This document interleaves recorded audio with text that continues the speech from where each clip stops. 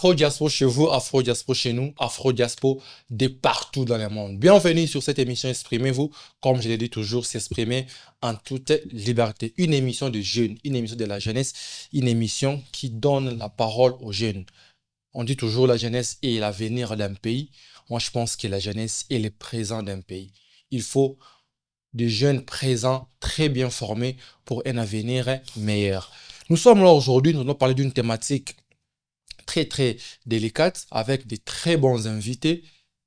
Restez branchés avec nous. Si c'est votre première fois, merci de vous abonner sur YouTube. Activez la cloche de notification.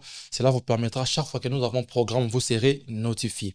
La qualité de la jeunesse congolaise face au développement du pays. Nous voulons que la RDC se développe. Avec quelle qualité de la jeunesse? Il faut réfléchir sur ça. Parce qu'une mauvaise qualité de la jeunesse, il n'y aura pas un bon développement. Il n'y aura pas d'ailleurs un développement. Et pour en parler, j'ai des invités, comme je l'ai dit tantôt, des tailles, des très bons invités. J'ai Maestro Jackson Junior, que je dis bonjour et bienvenue ici. Bonjour Moïse, j'espère que vous allez bien. Très bien, merci, vous aussi, j'espère aussi. Oui, je vais bien. Merci. J'ai Salomon Bia. Salomon Bia, que je dis bonjour et bienvenue. Bonjour, M. Moïse, merci. Très bien, merci beaucoup. Sur cette thématique, auditeurs et internautes, que nous allons un peu essayer de développer tout au long de cette émission.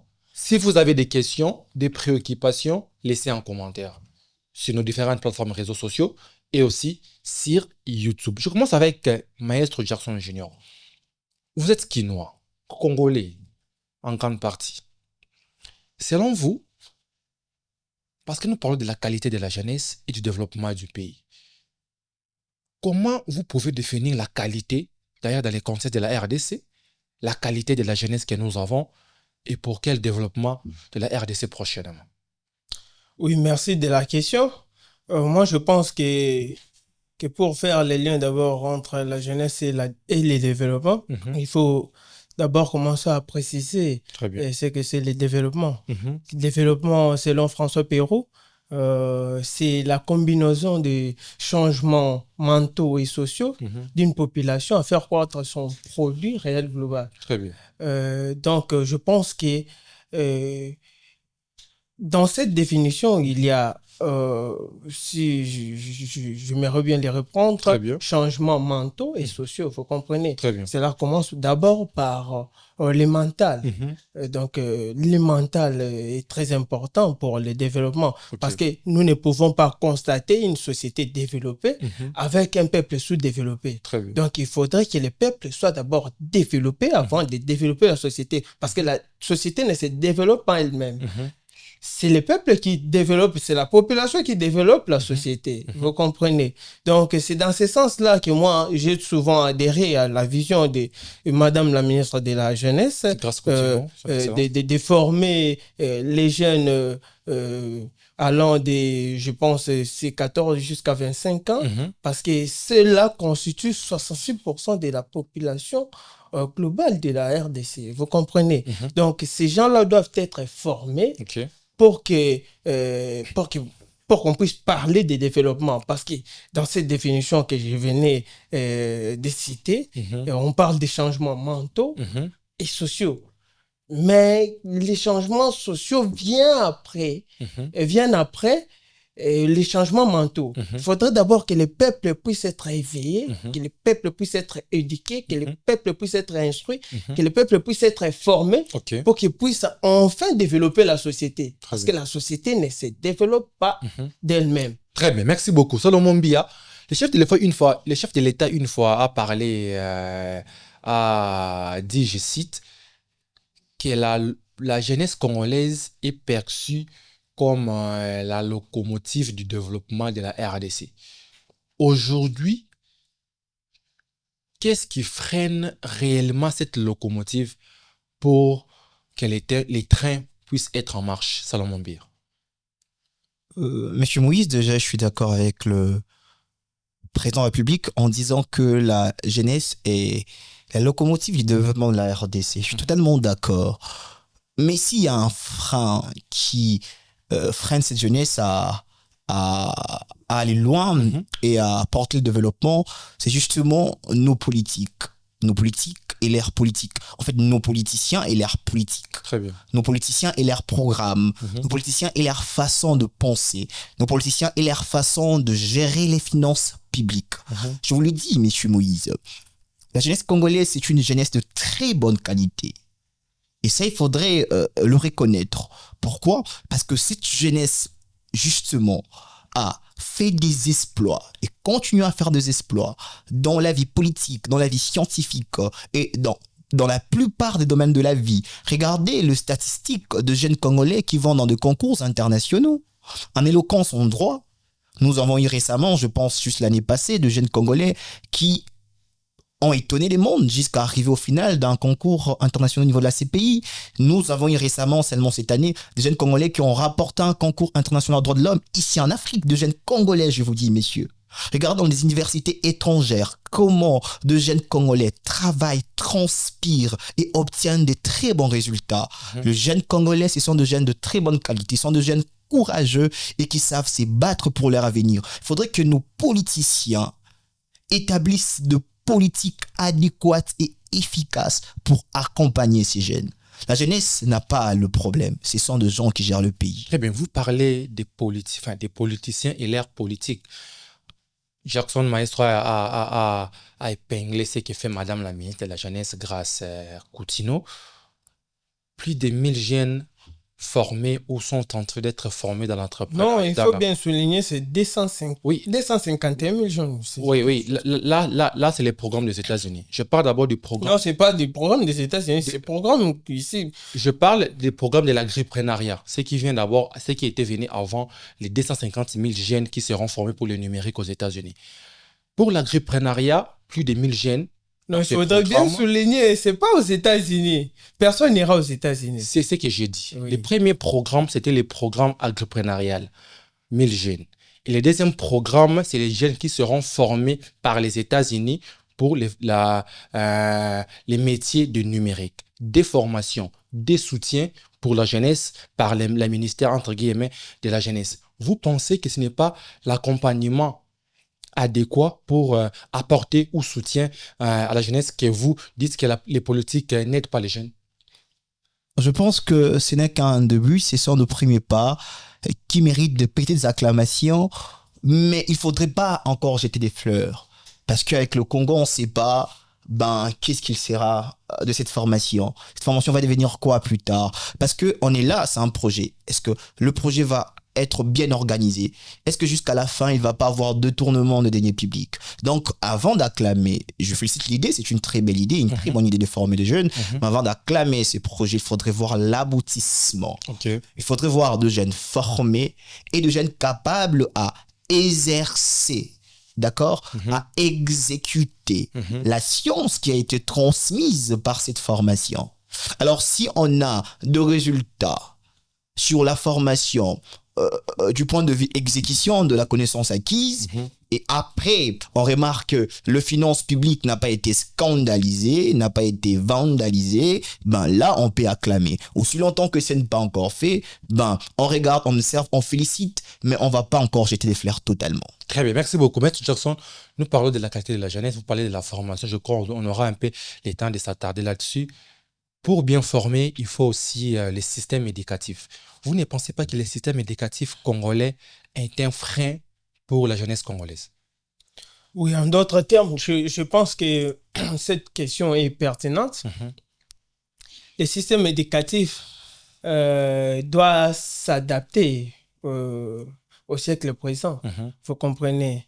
Il faudrait qu'on puisse retoucher un peu, qu'on puisse ajouter 2-3 petites choses. Mais dans l'avènement du système LMD, vous pensez que c'est arrangé ou c'est adapté selon vous?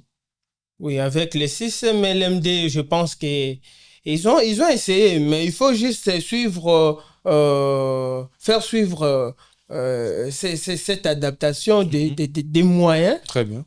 Permettant, par exemple, que ça puisse être une réussite.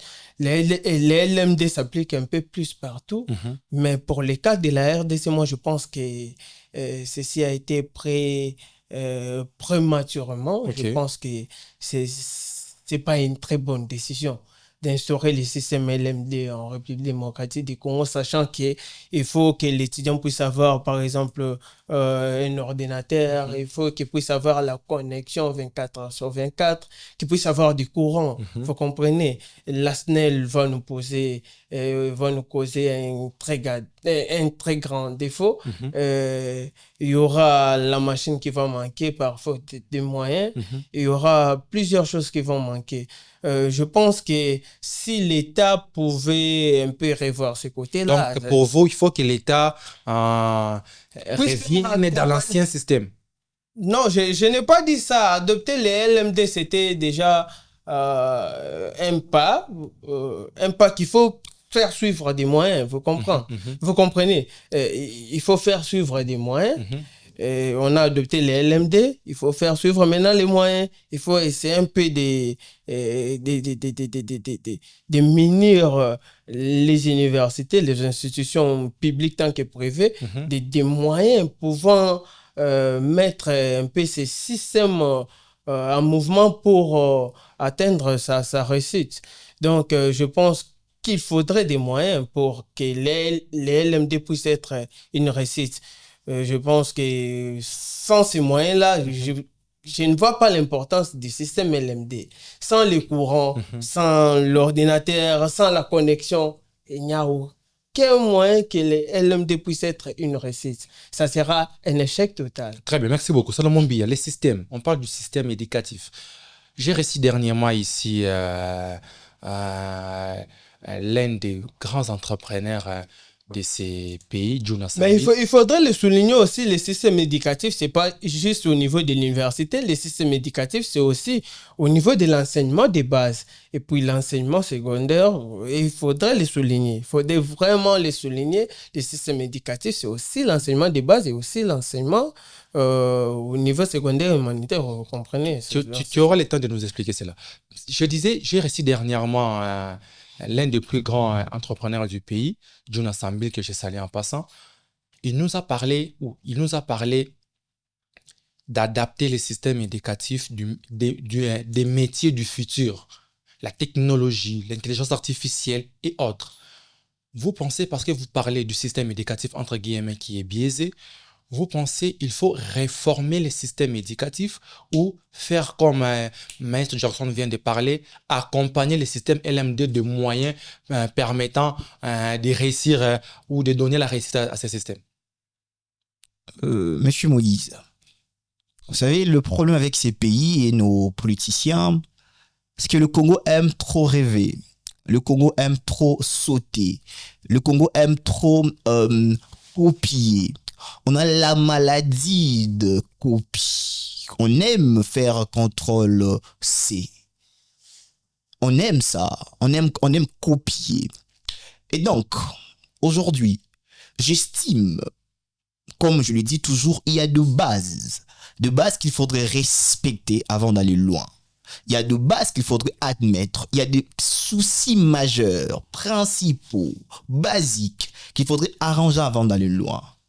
On veut parler du système éducatif. Est-ce que les professeurs sont payés? Est-ce que les assistants sont payés? Est-ce qu'ils sont bien rémunérés? Est-ce que les parents ont de quoi payer les frais des enfants? Est-ce que les parents ont déjà de quoi nourrir leurs enfants pour qu'ils quittent la maison pour arriver à l'université ou à l'école primaire ou secondaire? Donc je pense qu'il y a aujourd'hui, est-ce que nos universités ont des bibliothèques? Seulement de bibliothèques. Est-ce que nos universités ont des salles d'informatique modernes? Non. Je pense qu'avant de viser les systèmes LMD et tout ça, il y a des choses basiques qu'il faudrait faire. Équiper les étudiants des bibliothèques, établir des salles d'informatique, trouver des moyens pour décanter la situation de professeurs, trouver des moyens pour décanter la situation des assistants. Je pense qu'à partir de là, si on respecte le base, et puis après, on va visualiser qu'est-ce qu'il faudrait faire, s'il faudrait adapter notre système éducatif à tous ces métiers du futur, s'il faudrait, n'est-ce pas, adopter les systèmes LMD pour toujours. Je pense qu'avec le système PADEM, donc l'ancien système, il y avait déjà des prérequis qui n'ont pas été respectés. Il faudrait commencer par là. Comment voulez-vous qu'un étudiant qui vient à peine de quitter l'humanité, avoir 28 cours pour une seule année, 27 cours, 30 cours. Cet étudiant qui n'a jamais lu 3 livres de sa vie, jamais lu pendant qu'il était dans l'école primaire, faisait qu'il feuilletait certaines pages. Arrivé à l'université, vous le bombardez avec 28 cours. Moi, quand j'ai commencé l'université, on avait 16 cours. Mais les 16 cours, il y avait des amis qui échouaient, il y avait même ceux qui ont été naffés par l'université. Maintenant, aujourd'hui, avec cette absence des structures adéquates, vous voulez qu'un étudiant puisse comprendre 28 cours? C'est pas possible. Très bien. Commençons par des choses basiques. C'est quoi l'état de nos auditoires?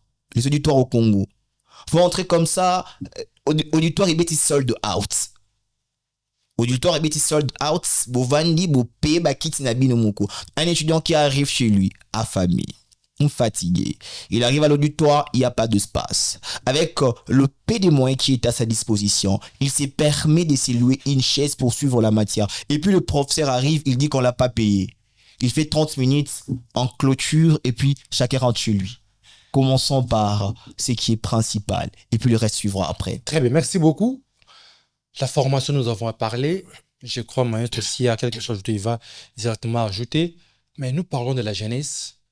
Il y a les profils et surtout la situation actuelle de la jeunesse congolaise. La jeunesse aujourd'hui dans le monde se recoupe beaucoup plus sur les réseaux sociaux. Beaucoup plus en ligne. Il y a pas mal de pays qui ont lancé des campagnes en ligne et réclamé, entre guillemets, la redevabilité du gouvernement. Quand vous voyez la jeunesse congolaise aujourd'hui, quelle image elle renvoie? Est-ce une image d'une jeunesse dynamique ou d'une jeunesse, entre guillemets, désorientée, Maître Jackson? Oui, je ne peux pas prendre position directement. Je pense qu'il faudrait d'abord ici qu'on puisse préciser c'est quoi la jeunesse, vous comprenez? On dit que la jeunesse,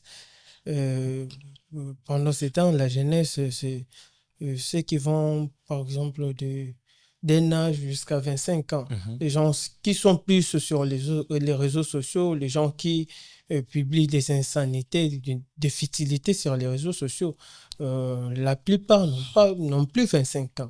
Ils sont au-dessus de 25 ans. Ils ont un âge, moi je pense, 26, 27, 28, 29, bien qu'il y ait une petite portion qui sont en dessous de 30 en dessous des 25 ans.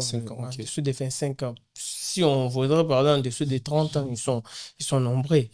Je pense que la jeunesse de la République démocratique du Congo utilise très mal les réseaux sociaux. Très mal. Dans le sens qu'ils utilisent ça pour, par exemple, détruire au lieu de construire. Comment ça détruire? Oui, dans le sens que nous pouvons construire des communautés, nous pouvons lancer des campagnes, nous pouvons... Comme ça s'est passé à Naples et à Maroc. Nous pouvons lancer des récoltes, des fonds pour une cause, par exemple les cancers, ainsi de suite, comme ça s'est fait dans d'autres pays. Mais vous voyez plus chez nous, c'est pas ça. Et chez nous, c'est seulement critique, insulte, critique, diabolisation, déshumanisation, ainsi de suite. Vous comprenez? Et c'est un peu quelque chose, c'est la jeunesse qui a été abandonnée. Vous comprenez? La jeunesse qui a été vouée à elle-même. C'est une jeunesse qui s'est débrouillée pour devenir ce qu'elle est aujourd'hui. Et qu'est-ce qu'il faut faire pour arranger tout ça? Oui, cette jeunesse, moi je pense qu'il faut plus de formation. formation sur les développements personnels, parce que la République démocratique du Congo n'a pas un capital humain. Très bien. Vous comprenez. Et lorsque l'on parle du capital humain, vu que la jeunesse occupe une très grande partie dans la population globale de la République démocratique du Congo sur le plan démographique, bien sûr, nous voyons que cette jeunesse mérite d'être formée pour qu'on puisse transformer tous ces pourcentages-là en un capital humain. Vous comprenez? Parce que la République démocratique du Congo, aujourd'hui, ce qui nous manque, ce sont les hommes. Vous voyez, le président Kabila, par exemple, il disait, moi, je manque 6 et 10 personnes avec qui travailler pour faire évoluer ce pays. Vous allez voir, c'est le même cas avec le président actuel. Il n'arrive pas à trouver des gens dignes pour travailler pour la cause des Congolais. Vous comprenez? Tout le monde a sa tête tournée vers ses intérêts et personne ne veut travailler pour le peuple. Et c'est pour cela que moi, j'ai toujours soutenu la ministre de la Jeunesse. Vous voyez, elle est allée apparemment, là-bas. Vous êtes beaucoup plus proche de Mme Grace Coutinho. Je ne suis pas proche d'elle, mais j'admire ses actions. Elle est allée jusqu'à exposer sa vie à Beni là-bas. Il n'y a personne qui l'a fait dans le ministère ou, je pense, le ministre de la Jeunesse qui l'ont précédé. Personne ne l'a fait. Jusqu'à exposer sa vie à Beni là-bas, mais personne ne l'a fait. Vous voyez un peu, il y a des gens qui prennent les risques, il y a des gens qui ont les soucis, il y a des gens qui ont la volonté de faire. Vous comprenez? C'est ces gens-là qu'il faut garder dans les gouvernements. C'est avec ces gens-là qu'il faut travailler. Ces gens qui prennent les risques à Beni, c'est ces gens-là qu'il faut garder dans les gouvernements. Oui, ces gens qui ont la volonté de bien faire, ces gens qui ont la volonté de travailler pour les Congolais. C'est pas ces gens-là qui veulent, par exemple, s'enrichir, enrichir leur famille, voyager, ainsi de suite. C'est pas ces gens, ces gens-là, il faut les mettre à côté. Vous comprenez? Très bien. Il faut des gens qui sont, qui mettent leur vie en péril pour travailler pour l'intérêt des Congolais. L'intérêt de la jeunesse. C'est pas comme les autres là, que je vais citer les noms ici. Très bien, merci beaucoup. Je crois que vous allez citer les noms prochainement. Mbia Salomon. Jackson Junior a parlé d'une jeunesse abandonnée. D'une jeunesse qui s'est frayée elle-même son chemin. Et c'est à cause de ça que nous voyons tout ce que nous voyons sur les réseaux sociaux. Si nous prenons par exemple la tranche d'âge des 30 ans, jusqu'à 18 ans sur les réseaux sociaux, nous pouvons fortement constater que les jeunes ou la jeunesse congolaise de cette tranche d'âge est beaucoup plus dans des insanités, dans des débats inutiles. Mais on a vu à Naples, à Maroc et dans d'autres pays du monde, les jeunes se servent des réseaux sociaux pour des campagnes, pour des, entre guillemets, des dénonciations, pour mettre la pression aux politiques afin de très bien travailler. Mais ici, en République démocratique du Congo, à Kinshasa principalement, parce qu'il y a plusieurs gens qui disent que c'est Kinshasa qui distrait, entre guillemets, les pays, à Kinshasa principalement, les réseaux sociaux est devenu un règlement de conflit. Quelque chose qu'on puisse faire du buzz pour rire, pour se distraire. Pensez-vous qu'aujourd'hui, les jeunes ont du mal à utiliser les réseaux sociaux pour les bonnes causes? Monsieur Moïse, déjà, je pense et j'estime que notre jeunesse, c'est une jeunesse à féliciter, encore une fois. Parce qu'elle se trouve dans des conditions qui ne la permettent pas, cette jeunesse, d'avancer et d'exprimer son potentiel. Mais malgré ces cieux qui sont sombres, cette jeunesse arrive à se démarquer et à émettre une petite lumière. Vous parlez ici de la conscience. Qui ne connaît pas M. Joël Lamika? Pour toutes les actions qu'il a déclenchées dans ces pays, avec son aspect, le consommateur lésé. M. Joël Lamika, que je ne connais pas de près, je l'ai vu organiser un soutien pour des Congolais de Goma. Non, mon co-débatteur qui parle de Madame Grace Émile Coutinho. Coutinho était où en ces moments-là? Madame Priska Efomi, que je salue, que je ne connais pas personnellement, de près. Madame Priska Efomi, elle s'est battue pour la cause de personnes vivant avec handicap. Battue. S'il vous plaît, mon co-débatteur, je ne vous avais pas coupé la parole, respectez mon temps. Elle s'est battue, elle a donné son sang, son sueur, ses mains pour la cause de jeunes. Une jeune consciente. Où était Madame Grace Coutinho? Avec ses moyens, cette dame-là, Priska Efomi. Je connais encore un autre monsieur sur Facebook que je ne connais pas de près, monsieur, je pense qu'il a écrit activiste Chimanga. Le loucha sont de jeunes, messieurs, sont pas de vieux. Qu'est-ce que ces gens-là n'ont pas fait pour ces pays, de jeunes comme vous et moi? Voyez-vous la qualité de cette jeunesse-là? Je vous donnerai des exemples par milliers de jeunes Congolais qui sont responsables. Vous niez les faits. Vous niez les faits, entre guillemets, comme a dit Jackson, de risquer sa vie d'aller à Béni pour réconforter la... Monsieur Moïse, est-ce que mon co-débatteur peut se calmer? Est-ce que mon co-débatteur peut se calmer? Ne vous inquiétez pas, messieurs, laissez-moi finir mon discours. Je ne suis pas troublé, je ne suis pas agité. Alors, j'étais en train de dire, monsieur Moïse, il y a des jeunes de qualité pour lesquels il faudrait faire de champ aujourd'hui. D'accord? Et en fait, cette jeunesse-là, c'est vrai qu'à un certain moment, il y a un manque de leadership. Ça, il faudrait l'avouer. Mais cette jeunesse-là a des jeunes de qualité. Même dans le milieu religieux, je vous citerai quelqu'un comme Michel-Ange Bompéré. Un homme engagé dans le milieu religieux, dans le milieu politique. Il y a des jeunes engagés. Je vous prends un jeune qui est connu ici et qui s'engage, Nathanaël. Nathanaël Milambo, le photographe de la rue. J'espère que c'est lui. Oui, il y a Nathanaël Milambo et un autre Nathanaël. Celui qui Onokomba. Il faut tout bourrer match. Très bien, Nathanaël Onokomba. Je te salue, mon ami. Ce sont de jeunes engagés.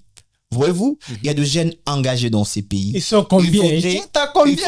Je viens de vous citer de jeunes. Louche, on ne peut pas. Ils sont à combien? Mon co-débatteur, je vous ai laissé. Actuellement, est-ce qu'il peut se calmer? Les problèmes, Salomon. Les problèmes aussi. Les co-débatteurs, attendez-vous. Je mérite s'il vous plaît. S'il vous plaît, Salomon. S'il vous plaît, Salomon. Je vais altérer si votre madame Coutinho. Je vais altérer là. Les problèmes aussi, c'est ça. M'exprimer. Si on part dans la logique de la majorité de la minorité, c'est là, entre guillemets, la majorité des gens sur les réseaux sociaux sont des bavures. Mais moi, je parle de la majorité. Il ne peut pas parler d'une minorité. Je vais vous poser une question. Je vais vous poser une question. Combien de jeunes qui ont accompagné M. Joël Amika dans ses réclamations? Combien vous avez les chiffres de jeunes? On n'a pas de chiffres. On peut pas parler de la majorité. Vous parlez de ça. Vous, messieurs, on peut pas parler de la majorité de la minorité aussi longtemps que les chiffres ne sont pas sûrs. Voyez-vous, moi je vous prends des cas précis.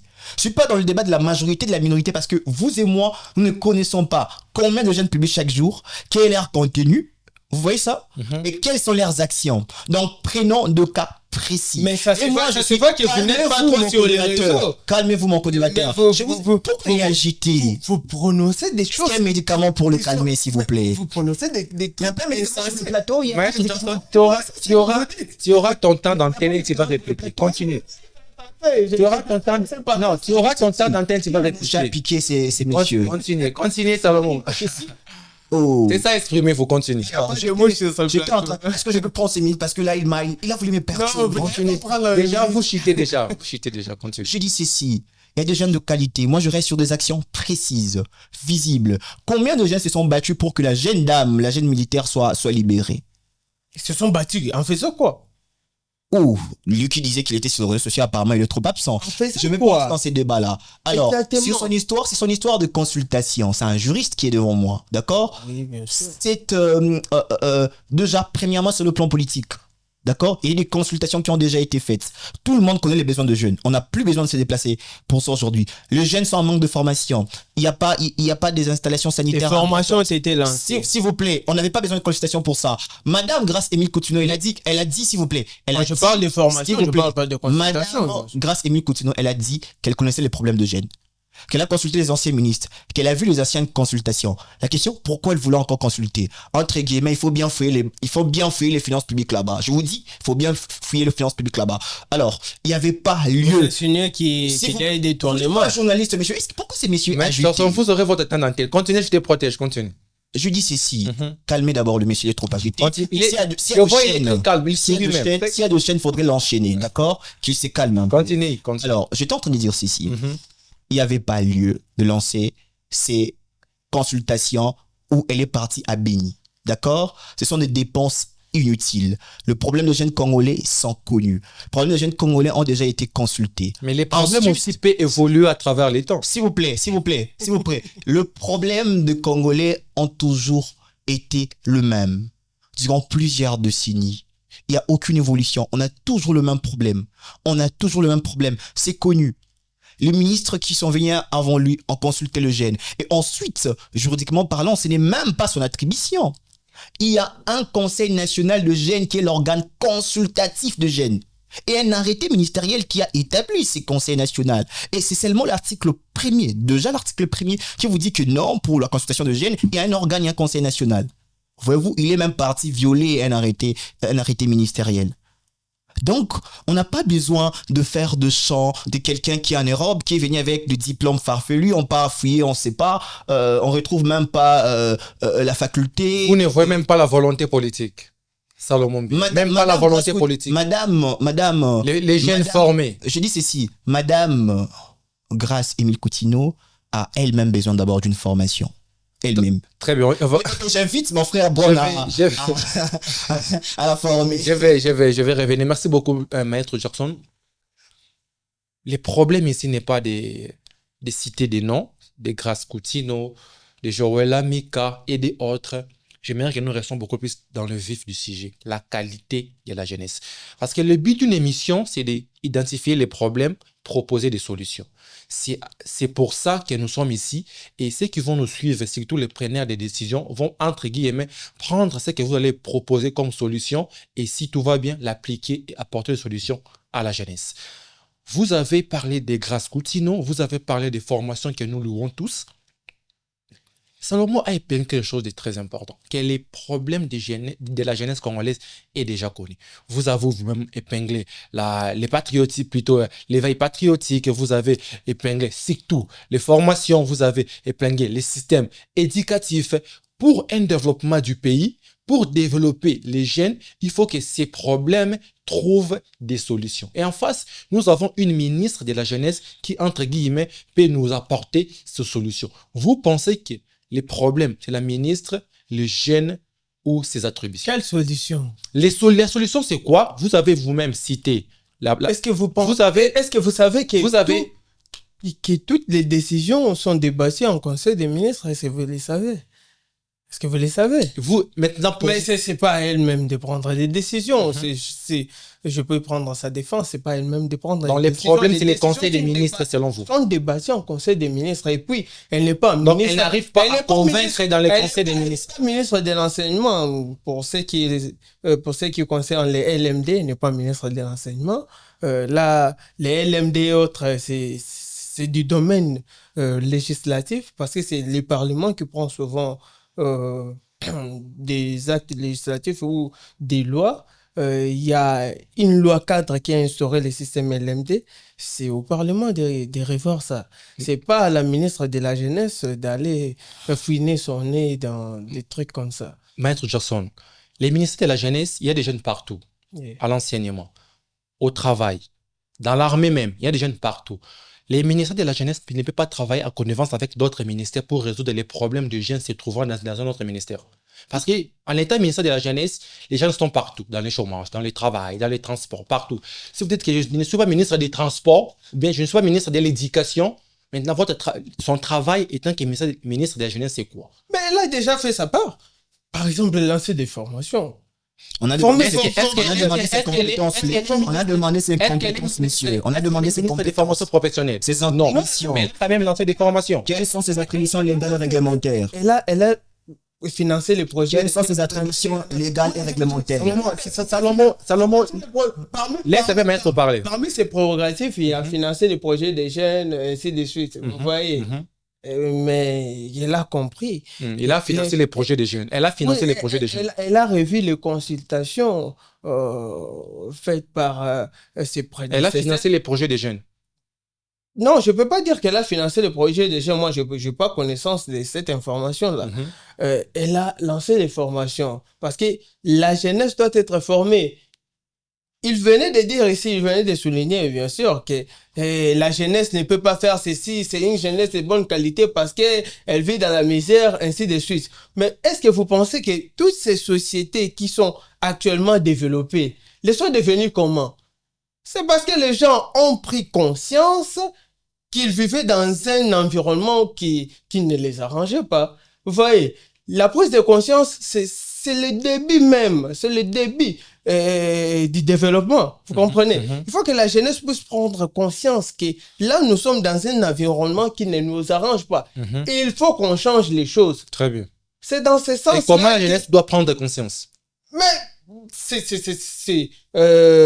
par exemple, lorsque la jeunesse ne prend pas conscience d'elle-même, parce que la prise de conscience, c'est souvent la personne elle-même qui prend conscience que moi, par exemple, je dois faire ceci, je dois changer mon pays, ça vient des gens. Vous comprenez? Par exemple, moi, j'ai étudié, parfois, je rentre à la maison, chez nous, je trouve comme ça, les darons ont dit qu'aujourd'hui, celui-là, il ne va pas manger, mais tu viens de la fac, tu viens d'étudier. Mais malgré ça, tu te dis, non, je ne peux pas abandonner. Moi, j'étudie, je veux frayer un chemin, je veux faire ceci, je veux soutenir les jeunes. Alors, les problèmes des jeunes, c'est... La prise de conscience d'abord. Les jeunes eux-mêmes. Oui, c'était même. Il faudrait d'abord prendre conscience que nous vivons dans un environnement qui ne nous facilite pas les choses. Et pour cela, nous ne devons pas agir comme tous les autres jeunes en faisant du n'importe quoi. Nous devons être conscients, nous devons être concentrés, nous devons être focus sur ce que nous faisons et ce que nous voulons. Qu'est-ce que nous voulons? Si vous posez la question, par exemple, à 5 ou 4 jeunes, vous allez voir qu'ils ne savent pas ce qu'ils veulent. Ils peuvent souligner des choses ici, ils peuvent dire non, là, non, le pays ne va pas bien, et ainsi de suite. Vous allez leur poser la question, qu'est-ce que vous voulez réellement? Qu'est-ce que vous voulez? Vous allez voir que ces gens vont... Vous, en étant jeune, qu'est-ce que la jeune peut vouloir? Moi, en étant jeune, je pense que la jeunesse a besoin d'être formée, la jeunesse a besoin d'être instruite, la jeunesse a besoin d'être éduquée parce que je pense que plusieurs parents actuellement sont démissionnaires parce qu'eux-mêmes, ils sont dans des conditions que je peux qualifier de misérables et ils n'arrivent pas vraiment à assurer l'éducation de leurs enfants. Et c'est ainsi que je pense que les jeunes ont besoin de la formation, les jeunes ont besoin de l'instruction. C'est très important pour la jeunesse. Parce que avec une jeunesse sous-développée, c'est cette jeunesse au futur qui va diriger ce pays. Très bien. Et si cette jeunesse est sous-développée, non instruite, non formée, ce pays n'ira nulle part. Il n'y aura pas de développement. Aucun développement social ne peut commencer au niveau de la société. Ça doit toujours commencer au niveau de l'humain. C'est pour cela que j'ai toujours aimé la définition du développement de François Pérou. La combinaison des changements mentaux. Mentaux d'abord, la tête. C'est très important. La tête d'abord. Combien de campagnes de changement de mentalité que nous avons eu ici dans ce Ce sont des campagnes, vous voyez. Il y a des personnes qui ont grandi, par exemple, dans la rue. Vous allez lancer une campagne, on fait ça en quoi? Exactement, on fait ça en quoi? Vous n'avez pas formé des gens. Mais il y a peut-être, je pense, les sites. Il y a des gens qui forment des gens pour donner à la République un bon capital humain. Ils forment des gens en développement personnel. Donc, il faut former les jeunes en développement personnel. Pas seulement en développement personnel, il faut former les jeunes dans tous les domaines. Que ce soit dans le domaine du droit, que ce soit dans l'économie, l'informatique, la communication, la science de l'information, l'agronomie, surtout l'agronomie. Mais il y a des universités, des écoles qui sont entre guillemets faites pour ça. Mais les universités, si l'on parle vraiment de la conception de l'université, les universités sont pour les riches. C'est pas pour eux, c'est pas donné à tout le monde d'aller à l'université. Tout le monde faut multiplier les centres de formation. Oui, tout le monde n'a pas les moyens d'aller à l'université, vous comprenez. Mais si une personne a déjà acquis sa formation, il peut travailler n'importe où. Il peut aller faire la pêche, il peut aller faire l'agriculture, il peut faire ceci. Vous voyez, On n'a pas besoin de diplômes pour, par exemple, cultiver. On n'a pas besoin de diplômes pour aller pêcher. Très bien. Parlons maintenant des opportunités parce que nous parlons du développement du pays. Pour que les pays se développent, il faut que les jeunes aussi saisissent des opportunités et y mettent en pratique. Il y a des jeunes Salomon Biya aujourd'hui qui ont des projets, mais il manque de financement. Qui ont des projets qui peuvent aussi changer. Il y a dernièrement, comme je l'ai signalé ici, notre dernier invité, Jonas Sambil, a proposé que le gouvernement ou les ministères même de la jeunesse s'occupent pour l'éveil patriotique des créateurs de contenu. Remettre des fonds aux créateurs de contenu pour créer des contenus qui, entre guillemets, peuvent apporter l'éveil patriotique. Il y a d'autres jeunes qui ont des projets que le gouvernement, entre guillemets, ne finance pas. Que doit faire ces jeunes formés qui détiennent des projets, mais qui manquent de financement, Salomon Biya? Avant de parler d'opportunités de financement, je me revenir sur la question de la formation. Très bien. On a des universités, on a des centres de formation, mais il y a un problème sérieux. Moi, je pense aujourd'hui que la formation de jeunes doit être orientée de des manières. Il faudrait d'abord former les jeunes sur l'éveil patriotique. Ça, c'est la première des choses. Éveil patriotique ça veut dire non au tribalisme. L'éveil patriotique veut dire aussi dire non aux personnes qui veulent prendre le pouvoir par force par le voie des armes. L'éveil patriotique, c'est aussi être capable de contrôler les dépenses publiques, les finances publiques, d'exiger au gouvernement ce qu'il nous doit, de suivre la trace de recettes et, plus tard, de comment ces recettes sont employées et utilisées. À ce niveau-là, si les jeunes Congolais sont éveillés patriotiquement, ils savent dire non aux étrangers qui veulent détruire notre pays et savent suivre avec une certaine rigueur nos politiciens, je vous dis, il y aura des choses qui vont marcher. Parce qu'aujourd'hui, pourquoi il n'y a pas de moyens accordés aux jeunes? Parce que parfois, certains jeunes sont en train de somnoler, voyez-vous cela? Donc, il n'y a pas vraiment, on n'a vraiment pas cultivé d'une façon un peu plus avancée le sens de la critique, le sens de la rigueur, le sens du contrôle dans la gestion de la République. Donc, si les jeunes sont conscients, en fait, il y a des jeunes conscients, bien sûr. Ils sont nombreux d'ailleurs. Mais si tous les jeunes Congolais, c'est vraiment l'expression qu'il a utilisée, tous les jeunes Congolais deviennent conscients sur ces points-là, je pense qu'on peut déjà avancer et prendre, n'est-ce pas, une très bonne allure. Et par la suite, l'État congolais aujourd'hui a une sorte d'obligation de pouvoir financer les projets de jeunes.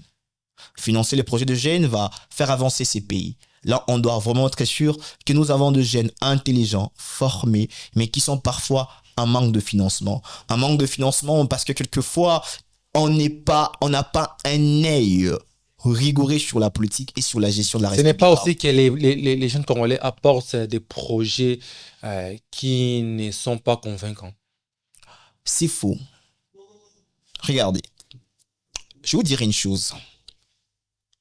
Moi, je suis un jeune Congolais, d'accord? Très bien. On est d'accord sur ça. Je vais vous dire comment finir l'insalubrité à Kinshasa. C'est pas la magie. Je peux vous dire aujourd'hui comment faire avancer le transport à Kinshasa. C'est pas de la magie. Je pense qu'il y a un manque de volonté politique que les jeunes éveillés patriotiquement doivent dénoncer. Des jeunes ont parfois des projets simples, tellement simples, mais qui sont en manque de financement. Faudrait pas de la magie pour aller cultiver au plateau de Batéké. Vous savez combien de terres qui sont vides. Allez vers Mtsele, allez vers Maluku, regardez le terre vide. Pas acheter, ce ne sont pas des concessions de gens. Mais il y a des jeunes qui veulent juste investir dans l'agriculture. Est-ce que l'État congolais ne peut pas se dire aujourd'hui, quels sont les jeunes qui veulent investir dans l'agriculture? Nous. Vous avez combien? Non, moi j'ai un fonds de $5 000. Moi j'ai un fonds de $10 000. D'accord, il n'y a pas de souci. L'État congolais te donne de terre pendant 5 ans. Cultive pendant 5 ans. Vous savez combien de jeunes congolais vont s'en sortir avec l'agriculture? On a des terres qui sont vides. Si l'État congolais se disait seulement, moi l'État congolais, à partir d'aujourd'hui, je donne de terres aux jeunes qui veulent investir dans l'agriculture. Vous avez vos moyens, peut-être pour acheter de la sémence, pour acheter un tracteur, pour acheter peut-être de pelles, mais vous n'avez pas de terre. Parce qu'il faudra avouer que les terres coûtent cher. Ici au Congo, les terres sont même plus chères qu'en Europe. Vous regardez une petite maison, un magasin, va demander les prix 500 000 $. Mais allez voir une maison de 500 000 $ aux États-Unis. Allez voir une maison de 500 000 $ en France. Vous regardez ici, commune de Kinshasa. Regardez comment la commune est sale. Demandez seulement le prix d'une maison. Une petite maison comme ça, 200 000 $. Et vous voulez que les jeunes ramassent cet argent où? Allez au plateau de Bateke, de terres qui sont vides, vous demandez comme ça 5 000 $. Donc je pense que il faudrait suivre les jeunes, il faudrait les financer. Et les jeunes doivent suivre le politicien. C'est-à-dire? Doivent contrôler leur gestion de près. Les jeunes en famille, comment ils peuvent contrôler la gestion? Je vais vous dire ceci. La volonté dépasse la faim. La volonté dépasse la misère. La volonté dépasse la souffrance. La volonté dépasse le chêne. C'est pas parce que vous avez de chêne que vous allez vous dire « je vais pas me libérer parce que j'ai de chêne ». Il y a toujours une méthodologie. De jeunes aujourd'hui, je vais finir en parlant en tout cas, de jeunes aujourd'hui ont besoin de leaders sérieux, engagés, prêts à mourir pour la nation. Vous savez, je n'aimerais pas parler seulement de la jeunesse, comme l'a dit un général américain dont le nom m'échappe. La jeunesse, c'est un état d'esprit. C'est un état d'affronter le problème avec du courage, avec un point serré. Je pense que que ce soit le jeune ou le vieux en âge, s'il mettait du courage, on va faire avancer ce pays. Aujourd'hui, quand on voit un jeune parler de la politique, on dit « Borboumaou ». C'est comme Maman Borboumaou. Quand on voit un jeune dire ceci, c'est comme Maman Borkangayo. Alors là, on sera tous en train de se taire et ce pays ne va pas avancer. Il faudrait des jeunes comme Lumumba, prêts à mourir pour la nation.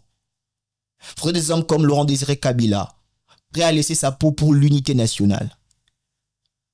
Il faudrait des hommes comme Désiré Mobutu, prêts à taper le main sur la table, dire que je ne veux pas coopérer avec les forces étrangères. Il faudrait des jeunes éveillés, il faudrait des jeunes comme Joseph Kabila,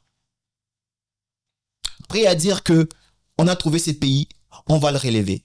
Bien que je ne cautionne pas tout ce qu'il est en train de faire ces derniers temps. Alors, il faut pour le Congo, de jeunes et vieux qui ont du courage. Parce que, Monsieur Moïse, la jeunesse est le souffle du futur. Très bien, merci beaucoup. On va finir avec Maître Jackson. La qualité de la jeunesse, le développement du pays, comme je l'ai dit tantôt, proposer, plutôt trouver des problèmes et proposer des solutions. Nous sommes à la fin déjà de l'émission. Aux problèmes qui ont été évoqués, vous avez aussi évoqué pas mal de problèmes. En une phrase, en un mot, quelles sont les solutions que vous proposez au gouvernement pour régler tout ça? Bon, ce que je peux proposer au gouvernement, c'est mettre des moyens à la disposition de la ministre de la Jeunesse. De la ministre de la Jeunesse, bien sûr, parce que il y a trop de prérogatives. Il y a déjà des moyens prévus dans le budget. Il y a déjà des moyens prévus dans le budget national. Le budget est de combien? Le budget pour le ministre de la Jeunesse. Il peut commencer à faire avec éviter de voler. Le budget pour le ministère de la Jeunesse est de combien? S'il vous plaît, est-ce que vous pouvez nous répondre? Le budget pour le ministre. C'est vrai que c'est un budget très réduit. Mais vous voyez, il peut commencer par là. La jeunesse, si nous pouvons considérer la jeunesse comme des personnes âgées de 0 à 25 ans, nous allons voir ces gens-là. Je me demande, attends, sur quels critères vous mettez à 25 ans? Allez, mais c'est la définition. Quelqu'un qui a 26 ans, est plus jeune. C'est la définition retenue, par exemple, par l'UNESCO, ainsi de suite. Il y a plusieurs définition, mais bien sûr, mais les internautes, vérifiez ça s'il vous plaît. Oui, ils vont vérifier, ils vont voir que souvent c'est 25 ans. Vous voyez, il y a plusieurs projets, 66% de jeunes, vous voyez. Et si on voit au-delà des 25 ans, vous allez voir que ça va aller jusqu'à dans les 70, ainsi de suite. Maintenant, comment... Le 66%, vous avez récolté ça où? Oui, comment l'état civil ne fonctionne pas? L'état civil ne fonctionne pas, il a un dysfonctionnement. On estime sur base de quoi? Ce sont des chiffres pompeux, mensongers. Il n'y a pas que l'état civil qui fait qui travaillent dans la démographie, qui va mieux travailler sur Salomon, le défi que l'état civil. On a plus de temps, laissez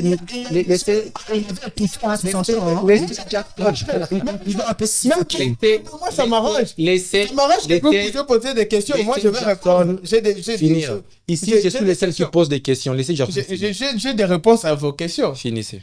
Oui, vous voyez, si on va au-delà de 25 ans, vous allez voir, nous allons tomber dans 70-75%. Vous allez voir, c'est la majorité. Déjà, il tâtonne sur les chiffres. Oui, c'est ça. Toujours été comme ça. Vous continuez, oui.